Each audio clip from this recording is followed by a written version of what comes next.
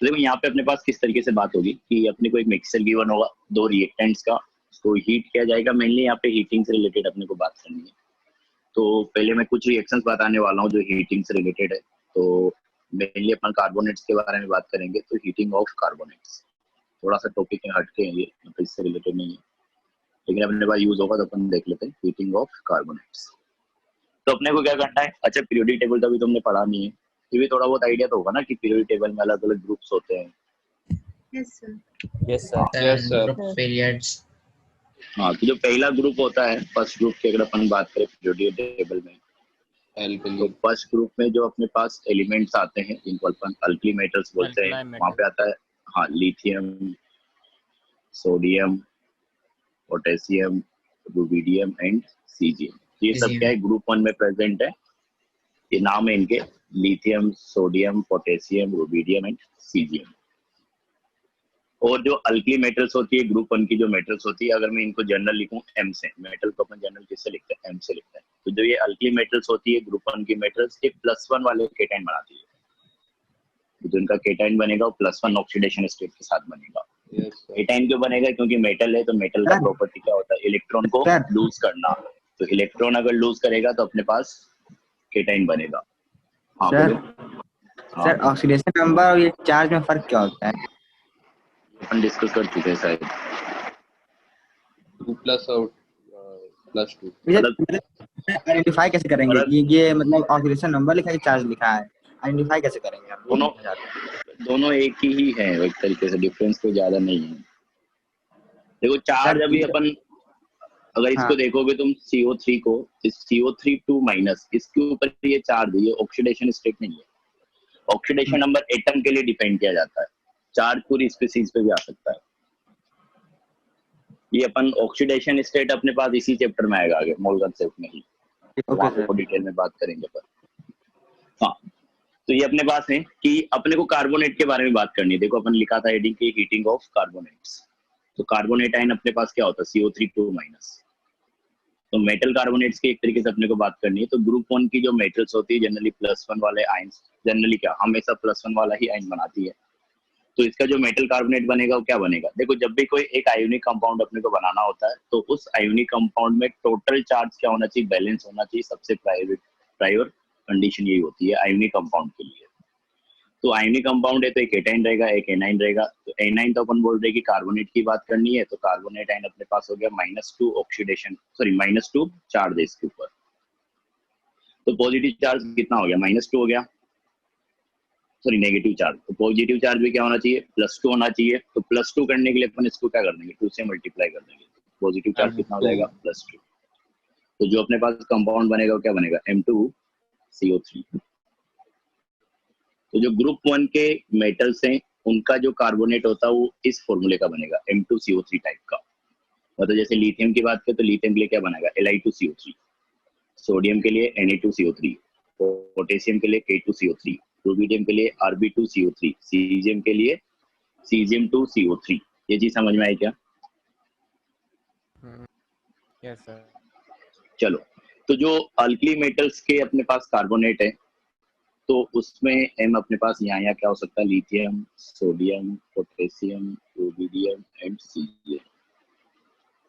तो मैंने उल्टा लिख दिया, पहले लिथियम आएगा फिर सोडियम आएगा, potassium, rubidium and caesium, M ये हो सकता है। ठीक है, तो यहाँ पे क्या होता है, सिर्फ लिथियम का कार्बोनेट ही क्या होता है, डिकम्पोज होता है ग्रुप 1 में। हीटिंग अपन जब कराते हैं तो only lithium carbonate that is Li2CO3 decompose। तो ये याद करने वाली चीज है कि ओनली क्या होता है, लिथियम का कार्बोनेट ही क्या होता है, हीटिंग करने पे डिकम्पोज होता है। और जब अपन मेटल कार्बोनेट को हीट करते हैं तो जनरली वो ऑक्साइड और CO2 गैस में ब्रेक होता है। तो जैसे अगर अपन बात करें, नहीं वो रेडियो एक्टिव है उसकी अपन बात नहीं करते। रेडियो एक्टिव मतलब अनस्टेबल है वो एलिमेंट। तो अपन बोल रहे कि सिर्फ Li2CO3 हीट करने पे ब्रेक होता है। तो Li2CO3 को अगर हीट करोगे तो लिथियम ऑक्साइड बनेगा, साथ में CO2 गैस रिलीज होगा।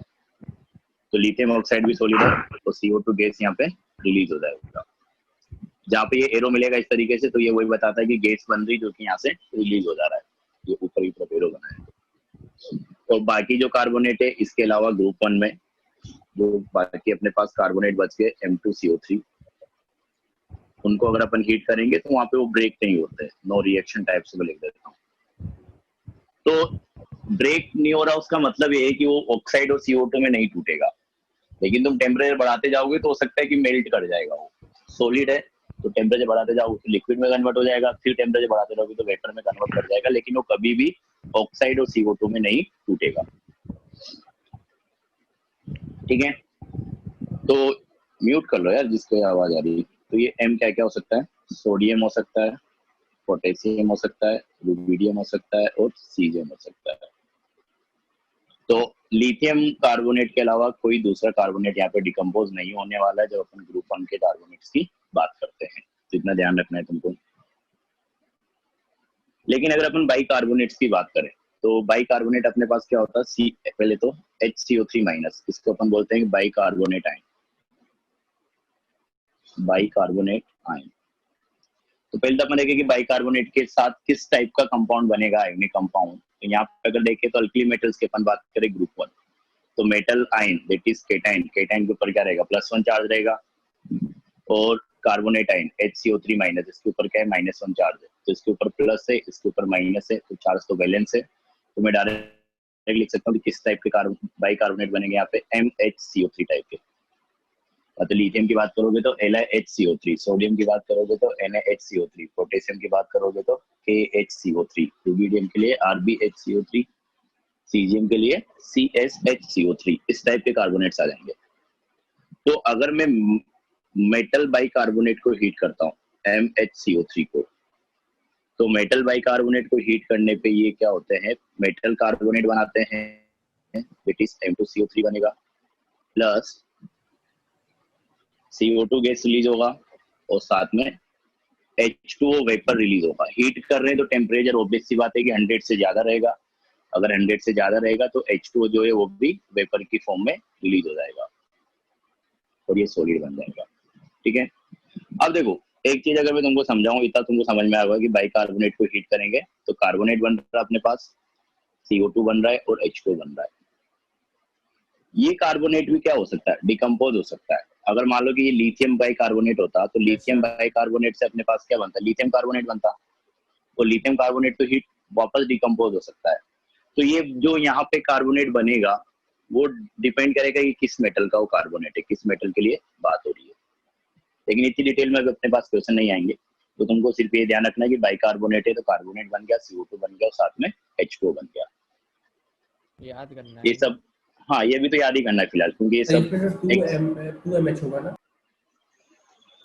ये बैलेंस क्या, की इक्वेशन, सर हाँ बैलेंस करोगे तो 2 आ जाएगा, सही बोल रहे हो, बैलेंस करोगे तो 2 आ जाएगा। बैलेंस नहीं करके लिखा है मैंने, ऐसे लिखा है, चाहो तो कर लो, 2 बैलेंस कर दो तो बैलेंस्ड हो गया, शायद 2 लगा देगी। तो किस तरीके से ये सब तो केमिकल बॉन्डिंग जब तुम पढ़ चुके होंगे उसके बाद समझ में आता है कि कौन इजीली डिकम्पोज होता है कौन नहीं होता है। थर्मल स्टेबिलिटी करके एक चैप्टर आएगा, वहां पे फर्जान रूल से अपन कंपेयर करते हैं।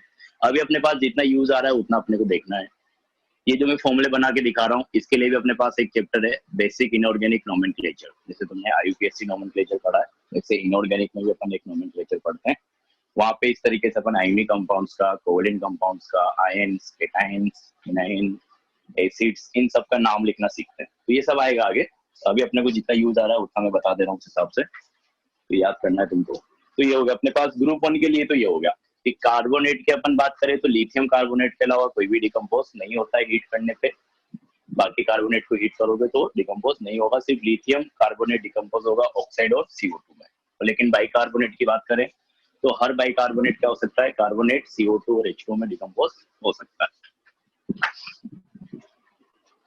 तो ये मैं लिख देता हूँ। नेक्स्ट अगर अपन बात करें, ये तो अपने पास हो गया किसके लिए, ग्रुप 1 के लिए। अब अगर अपन ऐसे ही बात करें ग्रुप 2 के लिए, तो पहली बात तो जो अपने पास ग्रुप 2 है, ग्रुप 2 में कौन कौन से एलिमेंट आते हैं, beryllium, magnesium, calcium, strontium and barium. तो ये एलिमेंट्स अपने पास जो ग्रुप 2 में प्रेजेंट है। तो जैसे अपन ग्रुप 1 के लिए बोल रहे थे वैसे अपन ग्रुप 2 के लिए बोल सकते हैं कि अगर मैं ग्रुप 1 का जो मेटल है उसको M से लिखता हूँ, मेटल को तो अपन हमेशा M से लिखते हैं, लेकिन यहाँ पे जो ऑक्सीडेशन स्टेट होती है उनकी +2 होती है, सिर्फ एक ही ऑक्सीडेशन स्टेट होती है, वो भी क्या होती है +2। तो कोई भी कंपाउंड रहेगा तो उसमें +2 ऑक्सीडेशन स्टेट में तुमको ये मेटल आयन मिलेगा। तो अगर कार्बोनेट इसका बनाना है अपने को, क्योंकि कार्बोनेट की अपन बात कर रहे थे, तो केटाइन तो अपने पास क्या हो गया M+2, एनाइन अपने पास क्या हो गया carbonate ion that is CO3 2-। तो यहाँ पे तो प्लस चार्ज कितना है +2 है, माइनस चार्ज कितना है इनके ऊपर -2 है, तो डायरेक्ट लिख सकता हूँ मैं चार्ज तो ऐसे बैलेंस है MCO3। तो जो ग्रुप 2 के मेटल्स है उनके लिए जो कार्बोनेट बनेगा वो MCO3 टाइप का बनेगा। तो BeCO3 हो गया, MgCO3 हो गया, CaCO3 हो गया, SrCO3 हो गया, BaCO3 हो गया, इस टाइप से अपने पास कार्बोनेट्स आ जाएंगे। और यहाँ पे क्या होता है सारे कार्बोनेट्स डिकम्पोज हो जाते हैं हीट करने पे, तो ये भी लिख लेना ऑल डिकम्पोज।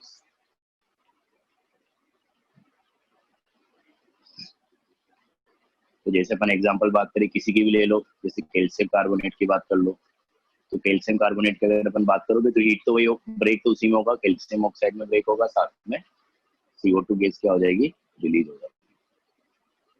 तो कार्बोनेट का वही अपने पास क्या बना ऑक्साइड प्लस CO2। तो ये तो फिक्स है कि किसी भी कार्बोनेट को चाहे अल्कली मेटल्स का हो, मतलब चाहे ग्रुप 1 का हो, चाहे ग्रुप 2 का हो, चाहे डी ब्लॉक की मेटल का हो, अगर उसको हीट कर रहे हो, अगर वो डिकम्पोज हो सकता है तो डिकम्पोज होने पे तो हमेशा ऑक्साइड और CO2 ही बनेगा।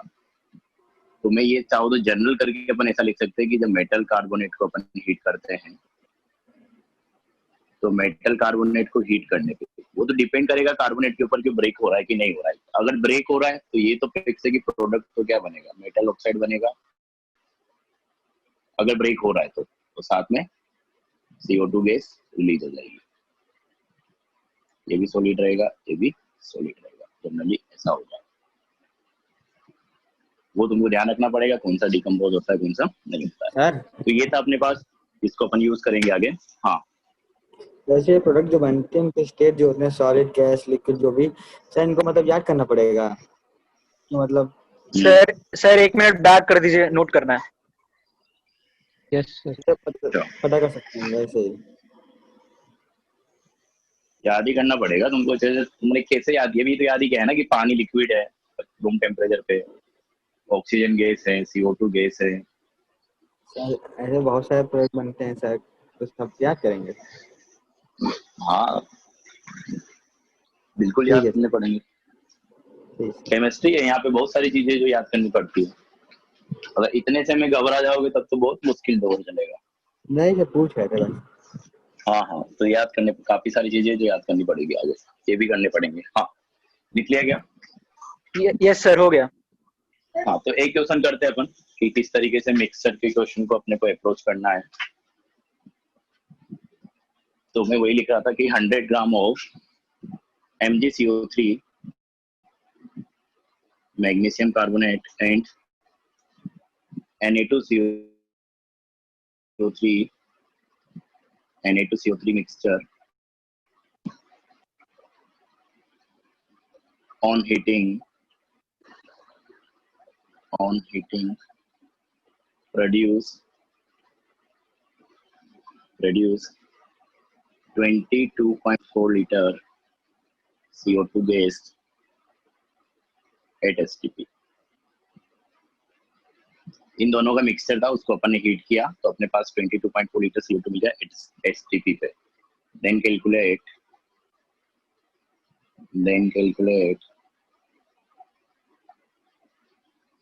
पहला पार्ट है इसमें मास परसेंट ऑफ, जो अपन ने स्टार्टिंग में पढ़ा था, मास परसेंट ऑफ CaCO3। सेकंड तुमको निकालना है सर MgCO3 दिया ना। अच्छा MgCO3, हाँ वैसे कैल्शियम का दोनों में से किसी का भी निकाल दो, दूसरे का उल्टा है तो 100 में से माइनस करोगे दूसरे का आ जाएगा। मास percent of MgCO3, weight of residue क्या होता है इसके अपन अभी बात करेंगे। इसको सोल्व करो पहले वाले पार्ट के लिए। अच्छा मैं बता देता हूँ पहला वाला क्वेश्चन, अगला तुम कर लेना। देखो इसमें अपने को इस तरीके से कुछ दिया है सॉल्यूशन, अगर अपन पता है किस तरीके से अपने को इसको अप्रोच करना है। तो इसमें अपने को बोला जा रहा है कि 100 gram of MgCO3 and Na2CO3, मतलब इन दोनों का मिला के अपने पास कितना 100 ग्राम है मिक्सचर का। उसको अगर अपन हीट कर रहे हैं मिक्सचर को, तो हीट करने पे आप तुमको ये देखना पड़ेगा कि ये ब्रेक होगा या ये ब्रेक होगा सर या फिर MgCO3 दोनों ब्रेक ब्रेक होंगे, और किससे CO2 रिलीज होगा। तो जहां से भी CO2 रिलीज हो रहा है वहां से टोटल कितना CO2 रिलीज हुआ है 22.4 लीटर STP पे अपन बात कर रहे हैं। 1 मोल। तो अपने को पूछा है कि अब मास परसेंट अपने पास कितना रहेगा। बिल्कुल, तो MgCO3 का अपने को मास निकालना है एक तरीके से।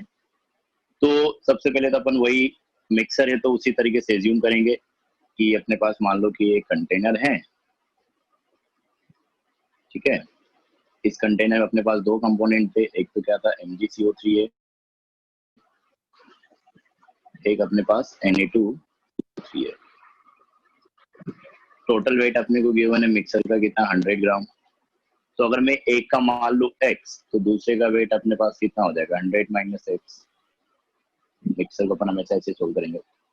तो एक का वेट हो गया अपने पास x, दूसरे का अपने पास क्या होगा 100 माइनस x। एक तरीके से अपने को x निकालना है, x पता चल जाएगा, दोनों इंडिविजुअल का वेट पता चल जाएगा, और जब दोनों का वेट पता चल जाएगा तो वेट परसेंट मोल परसेंट जो भी पूछेगा वो अपन निकाल पाएंगे। अब अपने को बोला जा रहा है कि इस मिक्सचर को हीट किया जा रहा है तो अपने पास CO2 गैस रिलीज हो रहा है, तो तुमको हीटिंग इफेक्ट पता होना चाहिए। तो अभी अपन ने देखा कि मैग्नीशियम कार्बोनेट है, सोडियम कार्बोनेट है। तो मैग्नीशियम कार्बोनेट तो हीट करने पे ब्रेक हो जाता है और ऑक्साइड और CO2 बनाएगा, लेकिन सोडियम कार्बोनेट को हीट करेंगे तो ये तो ब्रेक नहीं होगा। हाँ, कुछ बोलना है क्या? सर मास ऑफ MgCO3 84 ग्राम आ रहा है। अच्छा, आंसर निकालिए। 84 एकदम सही आंसर है। हाँ, तो मैग्नीशियम कार्बोनेट को अगर अपन हीट करते हैं तो ये ब्रेक हो जाता है किसमें, मैग्नीशियम ऑक्साइड में, साथ में CO2 गैस क्या होगी, बन जाएगी।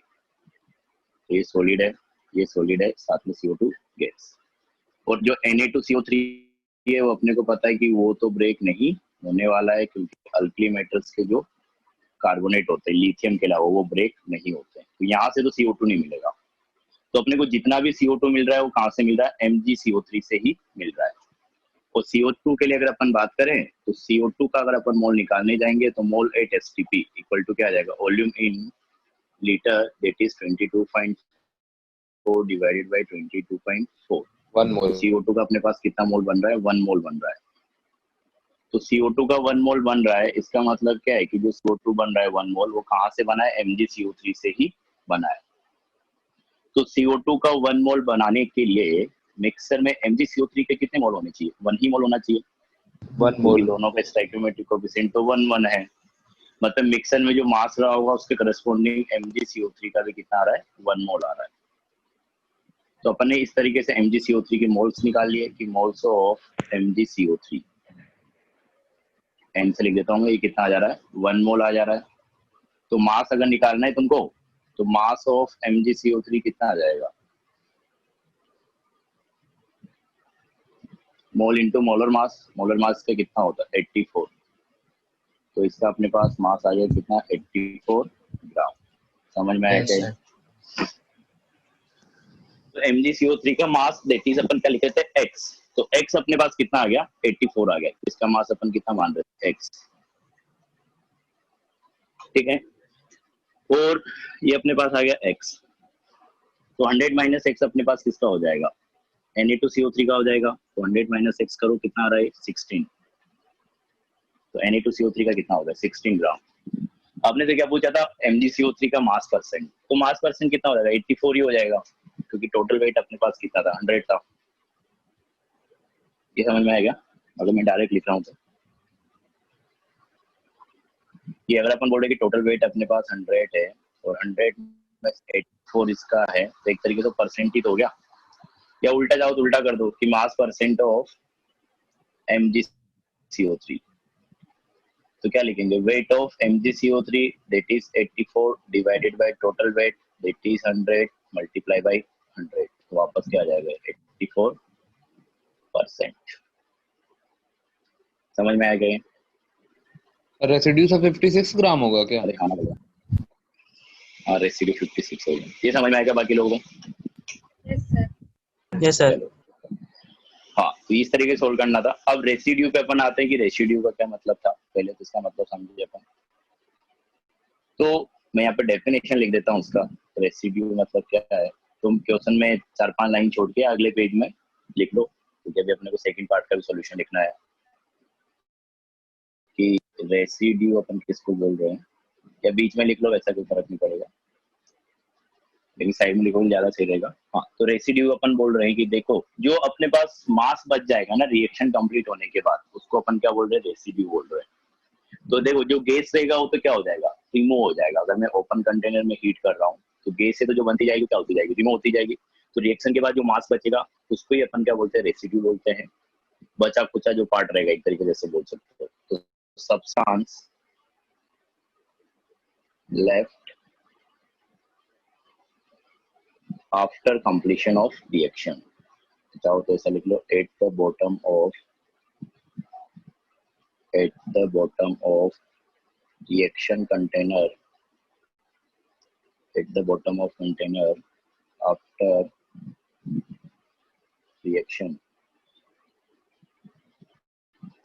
तो जो सब्सटेंस अपने पास बचेगा रिएक्शन कंप्लीट होने के बाद उसको अपन क्या बोल रहे हैं, रेसिड्यू बोल रहे हैं, कि कितना वहां से बचा है। तो substance left after completion of reaction. तो देखो यहाँ पे क्या क्या बचेगा अपने पास, इसी वाली रिएक्शन पर अगर अपन वापस आ जाए तो यहाँ पे अपने पास क्या था कि MgCO3 तो पूरा ब्रेक हो जाएगा, लेकिन उसने अपने पास यहाँ पे क्या बनाया, MgO सॉलिड। तो ये तो फिर रिएक्शन के बाद ऐसे कैसे पड़ा रहेगा वहां पे, तो एक तरीके से रेसिड्यू ही हो गया। CO2 गैस था तो ये तो रिमूव हो जाएगा, तो इसका मास अपने को कंसीडर। सर जो Na2CO3 जो रिएक्ट नहीं हुआ सर उसको रेसिड्यू नहीं मानेंगे? उसको भी रेसिड्यू मानेंगे, अभी आ तो रहा हूँ उस पर। ये भी सॉलिड है, ये भी ऐसे कैसे पड़ा रहेगा, तो ये भी रेसिड्यू है। कंटेनर में जो बचा है, इसलिए मैंने कंटेनर बद लिख दिया था लास्ट में, इसी को ध्यान में रख के कि eight the bottom of container. तो अपने पास क्या क्या बचेगा, Na2CO3 बचेगा, MgO बचेगा। और अगर ध्यान से सोचोगे ना तो एक तरीके से क्या हो, कंटेनर से बाहर निकल के तो गैस ही जाएगी ना, सॉलिड और लिक्विड जो बनेगा वो तो सारा कंटेनर में पड़ा रहेगा। तो रिएक्शन कंप्लीट होने के बाद जितने प्रोडक्ट सॉलिड लिक्विड रिएक्टेंट जो भी बचा हुआ है, सिर्फ सॉलिड लिक्विड को देखना है तुमको, वो सारा क्या माना जाएगा, रेसिड्यू माना जाएगा। तो यहाँ पे रेसिड्यू अपने पास क्या हो गया, एक तो Na2CO3 हो गया और अपने पास क्या हो गया, MgO हो गया। ये समझ में आएगा, दोनों रेसिड्यू है ये। Yes sir. हाँ, तो अपने को Na2CO3 का तो मास पता है, कितना निकाल चुके थे अपन, 16 ग्राम। MgO का अगर अपन निकाल ले तो अपना काम बन जाएगा, क्योंकि टोटल वेट पूछा है तो अपने को MgO का सर भी 100 में 44 माइनस कर दीजिए ना। हाँ, 100 में 44 माइनस कर दे, ये भी बढ़िया तरीका है मास को कंजर्व करके। लेकिन ये ज्यादा लोगों को ध्यान नहीं आएगा, इसलिए अपन जो जनरल तरीका उसी से जाते हैं।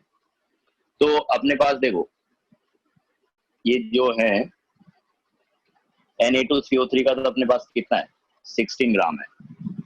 MgO का अगर मैं निकाल लूँ तो टोटल वेट मेरे पास आ जाएगा। तो MgO का अगर अपने को निकालना है तो MgO के पहले मोल पता करना पड़ेगा कि अगर अपन बोल रहे थे यहाँ पे कि CO2 का कितना मोल बन रहा था, 1 मोल, तो इसका भी 1 ही मोल बनेगा, क्योंकि स्टोइकियोमेट्रिक कोएफिशिएंट इसका भी क्या है, 1 है। तो जो MgO है इसका 1 मोल है, तो मास ऑफ MgO कितना हो जाएगा, मास ऑफ मैग्नीशियम ऑक्साइड, इसका 1 मोल है तो मोल इनटू मोलर मास। इसका मोलर मास कितना होता है अपने पास MgO का, 40। Yes sir. हाँ, तो ये अपने पास MgO का मास कितना आ गया, 40 ग्राम। Na2CO3 सॉलिड था, उसका भी अपने पास रेसिड्यू एक तरीके से होगी, तो उसका भी मास अपने पास कितना था, 16 ग्राम। तो टोटल वेट अगर देखोगे, टोटल रेसिड्यू दोनों को ऐड कर देना है, तो टोटल रेसिड्यू या total mass of residue equal to अपने पास कितना आ जाएगा, 40 प्लस 60 दैट इज 56 ग्राम। देख ले रहे सब लोगों, यस सर। चलो 284 ग्राम में अपने पास मिक्सचर किसका, MgCO3 और CaCO3 का। तो मैंने वही लिखा है कि अपने पास 284 ग्राम मिक्सचर है। तो इसमें अपन ऐसा एज्यूम करेंगे कि मान लो कि MgCO3 का अपने पास x ग्राम है, तो CaCO3 का अपने पास कितना हो जाएगा, 284 माइनस x ग्राम। अब अपने को बोला गया है कि जब अपन इस मिक्सचर को स्ट्रांगली हीट करते हैं तो हीट करने पे अपने पास CO2 गैस मिलता है, जिसका वॉल्यूम अपने पास कितना है, 67.2 लीटर। तो अपने को ये देखना पड़ेगा कि अपने को CO2 किस किस की हीटिंग से मिलेगा। तो MgCO3 को अगर अपन हीट करते हैं तो ये भी डिकम्पोज होता है, तो MgCO3 को हीट करने पे ये ब्रेक होगा किसमें, MgO में, साथ में CO2 गैस रिलीज होगा। और CO2 गैस है, MgO सॉलिड है, MgCO3 भी सॉलिड है। इसी तरीके से अपन कैल्शियम कार्बोनेट की बात करें तो कैल्शियम कार्बोनेट सॉलिड है, इसको हीट करने पे calcium oxide solid plus CO2 gas क्या होगा, रिलीज होगा। तो दोनों जगह से अपने को CO2 मिल रहा है, और जो अपने को वॉल्यूम गिवन है वो टोटल वॉल्यूम गिवन है CO2 का, मतलब यहाँ से जो CO2 बन रहा है और साथ में यहाँ से जो CO2 बन रहा है उसका टोटल वॉल्यूम अपने को कितना गिवन है, 67.2। तो CO2 के अगर टोटल मोल्स की मैं बात करूं कि in total moles of CO2, ये अपने पास आ जाएगा given volume divided by 67.2 divided by volume at STP molar volume 22.4, कि अपने पास कितना आ गया, 3 मोल आ गया। तो CO2 का अपने पास टोटल मोल कितने हैं, 3 मोल है। अब अपने पास बोला गया है कि CO2 यहाँ पे भी बन रहा है, यहाँ पे भी बन रहा है, तो मैं दोनों जगह से क्या निकाल लूँ, CO2 के मोल निकाल लूँ इन टर्म्स ऑफ x, क्योंकि MgCO3 का मोल अपन ने मास अपन ने मान रखा है x, और CaCO3 का मास अपन ने मान रखा है x। तो x के टर्म्स में अगर मैं CO2 के मोल निकाल लूँ और टोटल मोल्स के बराबर कर दूं तो अपने पास कितना आ जाएगा, x का वैल्यू आ जाएगा। तो अपने को जो है MgCO3 का मास अपन मान रहे x, तो इसके मोल कितने हो जाएंगे, given mass upon molar mass x upon 84, इतने मोल अपने पास आ गए किसके, MgCO3 के। CaCO3 का कितना हो जाएगा, मास अपने पास कितना है इसका, 284 माइनस x डिवाइडेड बाई 100, ये अपने पास किसके मोल हो गए, CaCO3 के मोल हो गए। तो x के टर्म्स में ही अगर अपन CO2 के मोल निकाले हैं तो x upon 84 mole of MgCO3, यहाँ से CO2 कितना बनेगा, इतना ही बनेगा क्योंकि स्टोइकियोमेट्रिक कोएफिशिएंट दोनों का सेम है। तो ये कितना जाएगा, x अपॉन 84 मोल। इसी तरीके से अगर अपन नीचे वाली रिएक्शन में देखें तो CaCO3 का स्टोइकियोमेट्रिक कोएफिशिएंट 1 है, CO2 का भी स्टोइकियोमेट्रिक कोएफिशिएंट 1 है, तो इसके भी मोल कितने आएंगे अपने पास, 284 माइनस x डिवाइडेड बाई 100, यहाँ से सेम मोल आ जाएंगे। तो CO2 के टोटल मोल्स अपने पास कितने हो गए, कि ऊपर वाली रिएक्शन से आया कितना, x अपॉन 84, नीचे वाली रिएक्शन से आया कितना, 284 माइनस x डिवाइडेड बाई 100। तो this plus this equal to क्या होना चाहिए अपने पास, 3 मोल, जो कि अपने को गिवन है। ये समझ में आया क्या, कि पहली वाली रिएक्शन से अपने पास कितना आ रहा है, x अपॉन 84 मोल, दूसरी वाली रिएक्शन से अपने पास क्या आ रहा है, 284 माइनस x डिवाइडेड बाई 100 मोल, और टोटल मोल अपने को गिवन थे कितने, 3। यहाँ से अगर तुम सोल्व करोगे तो x की वैल्यू तुम्हारे पास आ जाएगी कितनी, 84 ग्राम। तो जो अपन x मान देते हैं MgCO3 का वेट, वो अपने पास कितना है, 84 ग्राम है। तो x इक्वल टू अपने पास कितना आ गया, 84 ग्राम। और जो सेकंड है अपने पास 284 माइनस x, तो 284 माइनस 84, ये अपने पास कितना जाएगा, 200 ग्राम। तो MgCO3 का वेट अपने पास क्या हो गया, 84, CaCO3 का अपने पास कितना हो गया, 200। तो इसी को अगर मैं यहाँ पे लिख दूं कि वेट ऑफ MgCO3, ये अपने पास कितना आ रहा है मिक्सचर में, 84 ग्राम। वेट ऑफ CaCO3, ये अपने पास कितना आ रहा है, 200 ग्राम। तो यही सोल्व करना था अपने को, वेट निकालना था दोनों का। अब अपन सारे क्वेश्चंस को इजीली सोल्व कर सकते हैं। पहले में अपने को क्या गिवन है, परसेंट वेट ऑफ MgCO3, तो वेट परसेंट निकालना है अपने को। तो वेट परसेंट अपन कैसे निकालेंगे, वेट परसेंट ऑफ MgCO3, तो अपन क्या लिखेंगे, mass of MgCO3 that is 84 divided by total weight that is 284 multiply by 100। ये अपने पास क्या हो गया, mass of MgCO3, mass percent. Second में अपने से पूछा है क्या, मोल परसेंट। तो मोल परसेंट निकालने के लिए अपने को क्या करना पड़ेगा, पहले दोनों के मोल निकालने पड़ेंगे। तो मैं MgCO3 की अगर अपन बात करूं तो इसका गिवन मास कितना है, 84, मोलर मास कितना है, 84, तो इसका मोल अपने पास कितना जाएगा, 1, कि 84 डिवाइड बाय 84। इसकी अगर अपन बात करें तो इसका गिवन मास एक तरीके से कितना है, 200 डिवाइडेड बाय मोलर मास, जो कि कितना होता है 100, तो इसके कितने मोल आ जाएंगे, 2 मोल। तो इसके 2 मोल है, इसका 1 मोल है, तो टोटल मोल अपने पास कितने हो गए मिक्सचर में, 3 मोल। आपने जो पूछा है मोल परसेंट किसका, मोल परसेंट ऑफ CaCO3, तो moles of CaCO3 that is 2 divided by total moles that is 3 multiplied by 100। तो ये अपने पास हो गया किसका, mole percent of CaCO3। Third part में अपने से पूछा एवरेज मोलर मास, तो एवरेज मोलर मास कैसे निकालते थे अपन मिक्सचर का, कि अपने पास एक कंटेनर है, इसमें क्या है, CaCO3 है, MgCO3 है। CaCO3 के मोल है अपने पास कितने, 2 मोल। इसके मोल है अपने पास कितने, 1 मोल। इसका मोलर मास है अपने पास कितना, 100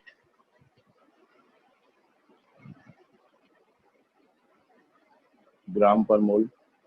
इसका अपने पास है कितना, 84 ग्राम पर मोल। तो एवरेज मोलर मास निकालने के लिए तुमको जानो तो अपन क्या करते थे, mole into molar mass plus mole into molar mass divided by total mole. तो average molar mass equal to अपने पास कितना आ जाएगा कि CaCO3 के मोल इंटू उसका molar mass divided by plus MgCO3 के मोल इंटू उसका molar mass divided by total mole, जो कितना आ जाएगा 3। तो ये अपने पास क्या गया, एवरेज मोलर मास। लास्ट अपने पास है वेट ऑफ रेसिड्यू। तो फोर्थ अगर अपन निकाले वेट ऑफ रेसिड्यू, आवाज आ रही है आ रही है सर। तो वेट ऑफ रेसिड्यू अगर अपन देखें, तो वेट ऑफ रेसिड्यू, तो पहली बात तुमको ये देखना पड़ेगा कि रेसिड्यू यहाँ पे क्या क्या है। तो रेसिड्यू का वेट अगर अपन देखें तो देखो रेसिड्यू यहाँ पे क्या क्या है, अगर किसी को समझ में आ रहा हो तो बताओ। देखो दोनों अपने पास आपकी बार डिकम्पोज कर जा रहा है, ये भी डिकम्पोज कर जा रहा है और ये भी MgO डिकम्पोज कर जा रहा CaO है, सर। मतलब ये दोनों तो, हाँ क्योंकि दोनों तो डिकम्पोज कर जाएगा तो यहाँ पे MgO बनेगा, वो पड़ा रहेगा सॉलिड की फॉर्म में, CO जो बनेगा ये पड़ा रहेगा सॉलिड की फॉर्म में। तो अपने को वही निकालना है कि MgO के कितने मोल है और CO के कितने मोल है। तो एक तरीके से अगर देखोगे तो जितने मोल अपने पास MgCO3 के होंगे उतने ही मोल किसके बनेंगे, MgO के भी बनेंगे, और जितने मोल CaCO3 के होंगे उतने ही मोल CaO के भी बनेंगे, क्योंकि स्टाइकियोमेट्रिक कोएफिशिएंट सबके सेम है। तो ये अपन ने x निकाला तो अपने पास कितना आ रहा था, 84 आ रहा था, मतलब यहाँ पे इसका 1 मोल था, इसका अपने पास क्या था, 2 मोल था। तो अगर इसके 1 मोल से देखोगे तो MgO का भी 1 मोल आएगा, इसके 2 मोल से देखोगे तो कैल्शियम ऑक्साइड का भी 2 मोल आएगा। तो MgO का मोल हो गया 1, कैल्शियम ऑक्साइड का हो गया मोल कितना, 2। तो रेसिड्यू का वेट अपने को निकालना है। तो weight of MgO plus weight of CO अपने को करना है। MgO का मोल अपने पास कितना है, 1, तो मोल इनटू मोलर मास, इसका मोलर मास कितना होता है अपने पास, 56। सही निकाला ना, नहीं 40 इसका होता है, 56 उसका आएगा।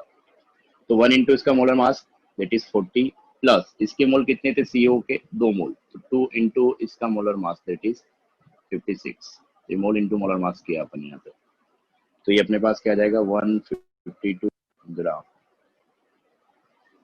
समझ में आया क्या ये यस सर। सीक्वेंशियल रिएक्शन में अपन क्या बोलना चाह रहे हैं कि अपने पास मान लो कि एक रिएक्टेंट है A, यहाँ से अपन ने स्टार्ट किया, A से मेरे को मान लो कि कोई प्रोडक्ट बनाना है D, तो A से मेरे को D का फॉर्मेशन कराना है। तो मेरे पास क्या होगा कि A का मैंने कुछ हीट किया होगा या कुछ प्रेशर लगाया होगा, तो A पहले कन्वर्ट हो रहा है किसमें, B में। ये अपने पास B बन गया, मान लो कि इसका स्टोइकियोमेट्रिक कोएफिशिएंट 2 है, वो तो अपन ऐसे बोल दे रहे हैं। अब जो ये B बन रहा है, तो अब मैं क्या करूंगा, अगले स्टेप में इस B का रिएक्शन कराऊंगा जब C के साथ, C कुछ भी हो सकता है, तब अपने को क्या मिल रहा है, D मिल रहा है। तो मतलब एक से ज्यादा स्टेप में रिएक्शन हो रही, सिंपली ऐसे समझो तुम कि पहले मैंने A से B बनाया, फिर अगले स्टेप में B को रिएक्ट कराया मैंने C के साथ, तो अपने पास क्या बन जा रहा है, D बन जा रहा है। समझ में आ गया ये? Yes sir. Yes sir. अब ये क्वेश्चन लेंगे तो ज्यादा अच्छे समझ में आएगा। तो इसमें था तो इतना ही, सीक्वेंशियल रिएक्शन का मतलब कि एक से ज्यादा स्टेप में रिएक्शन हो रही है। अब अगर मैं क्वेश्चन लिखूं तो उसमें मैं ज्यादा अच्छे से बता पाऊंगा कि मैं क्या बोलना चाह रहा था। तो मैं लिख रहा हूँ कि KClO4 can be produced from following series of reactions।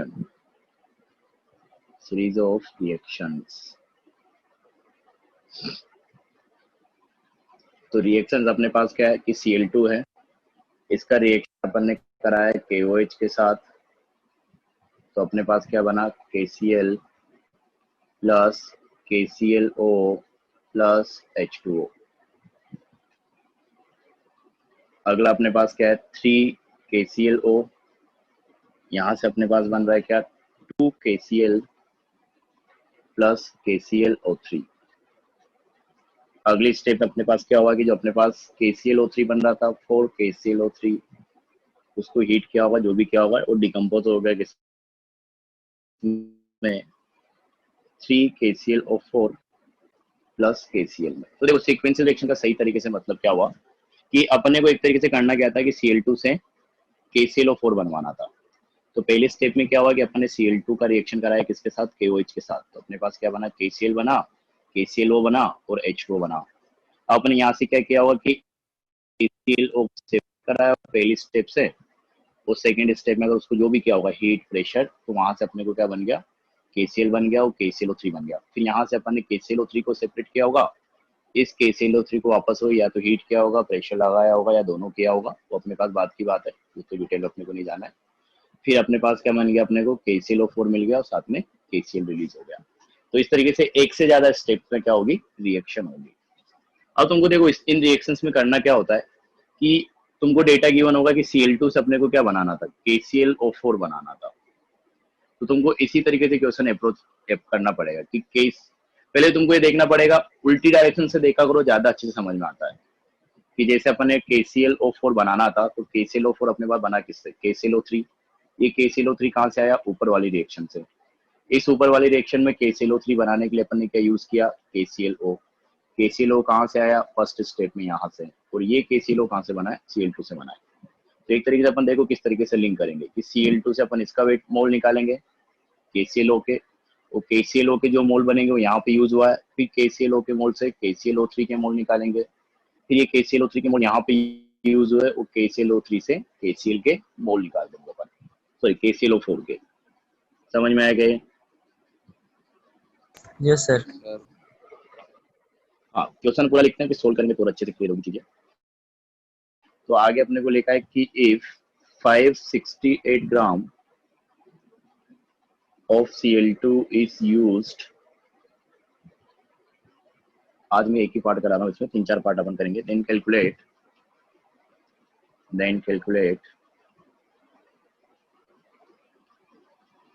Mass of KClO4, कि KClO4 का कितना मास बनेगा, ये अपने को कैलकुलेट करना है।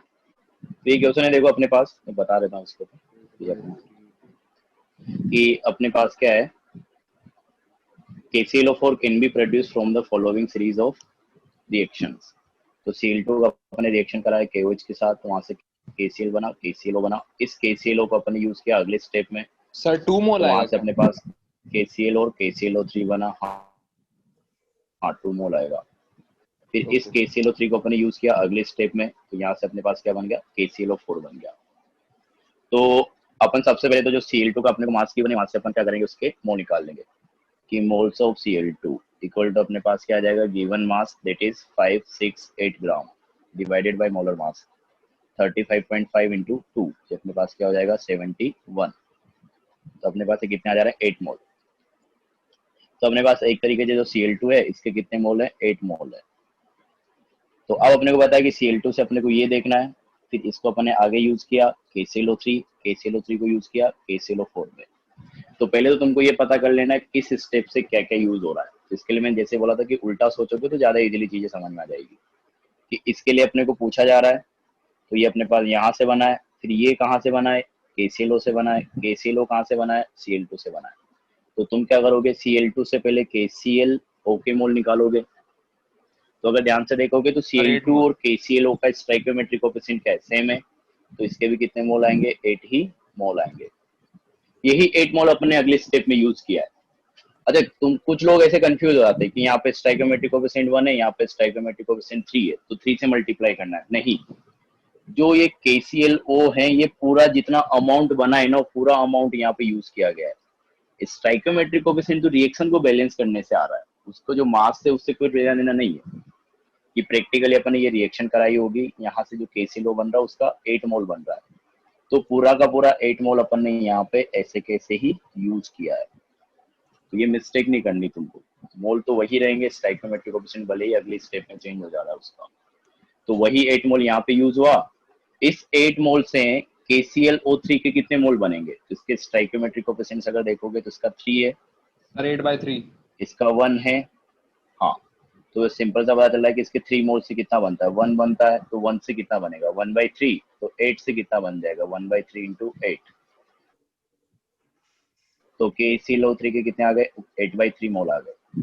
यही 8/3 मोल अपन ने अगली स्टेप में यूज किया है, तो KClO3 के जो 8/3 ऊपर बन रहा था वो यहाँ पे यूज किया है, तो KClO3 का यहाँ पे 8/3 मोल आ गया। वापस वही देखना है कि इसका स्टोइकियोमेट्रिक कोएफिशिएंट 4 है, मतलब इसके 4 मोल से KClO4 के 3 मोल बनते हैं क्योंकि उसका स्टोइकियोमेट्रिक कोएफिशिएंट 3 है। 3/4 से तो इंटू 4 से कितना बन रहा है 3, तो 1 से कितना बनेगा 4/3 इंटू 8/3, 2। तो ये अपने पास कितना आ जाएगा 2 कैसे आ जाएगा, उल्टा कर दिया ना, 3/4 आएगा ना, सर उल्टा कर दिया 3/4 होगा वहाँ। कि 4 से 3 हाँ 4 से 3 आएगा, तो 3 1 से अपने पास कितना आ जाएगा 3/4, तो 3/4 इंटू 8/3, तो अपने पास कितना आ जाएगा 2 मोल आ जाएगा। KClO4 के कितने बनेंगे 2 मोल बनेंगे। तो इस तरीके से तुमको सीक्वेंशियल रिएक्शन को सोल्व करना है, समझ में आ गया ये? Yes sir. समझा? चलो तो यस सर। इतने रखते हैं आज, हाँ इतना रखते हैं अपन, बाकी फिर नेक्स्ट क्लास में करेंगे। तो ये ध्यान से देख लेना सीक्वेंशियल रिएक्शन एक बार, इसी के अपन थोड़े अच्छे लेवल के क्वेश्चन करेंगे। अच्छा लेवल क्या, इसी में अपन परसेंट यील्ड और परसेंट इम्प्योरिटी को भी इन्वॉल्व करा देंगे, तब अच्छा क्वेश्चन बन जाएगा। तो उसके अपन बाद में बात करते हैं, क्योंकि टाइम काफी कंज्यूमिंग टाइप है, क्वेश्चन लिखने में इतना टाइम चला जाता है। तो देखते हैं अपन इसको नेक्स्ट लेक्चर में देखते हैं अब, ठीक है? चलो यस सर, इतना रखते हैं, yes sir, thank you sir. चलो thank you sir. Thank you sir. चलो Thank you, sir. Good night sir. Welcome, good night, good night sir. Good night, sir. Good night, homework करके आना next class में।